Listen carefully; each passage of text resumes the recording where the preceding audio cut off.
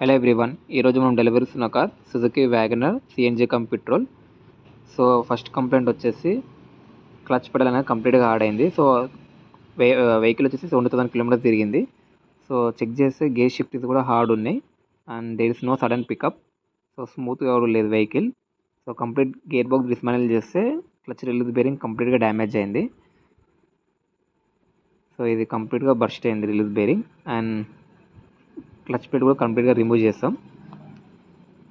Old clutch plate ఇది.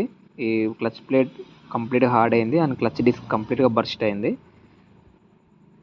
So దీనివల్ల reason ఏంటంటే లో సడన్ పికప్ ఉంటుంది అండ్ గేర్ షిఫ్టింగ్స్ హార్డ్ ఉంటుంది అండ్ పెడల్ కూడా హార్డ్ అయింది. క్లచ్ కేబుల్ కూడా కంప్లీట్ డ్యామేజ్ ఉంది. సో గేర్ బాక్స్ కంప్లీట్గా క్లీన్ చేసి న్యూ క్లచ్ ప్లేట్తో రీప్లేస్ చేస్తున్నాం. ఒరిజినల్ మారుతి జెన్యున్ పార్ట్స్తోనే రీప్లేస్ చేస్తున్నాం. న్యూ క్లచ్ ప్లేట్ రీప్లేస్ చేస్తాం and new clutch release bearing కూడా రీప్లేస్ చేస్తాం.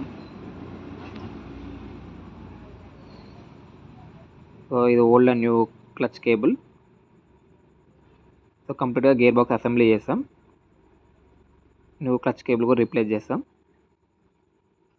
సో గేర్ ఆయిల్ కూడా చెక్ చేస్తాం. ఇది కూడా కంప్లీట్గా డ్యామేజ్ ఉంది.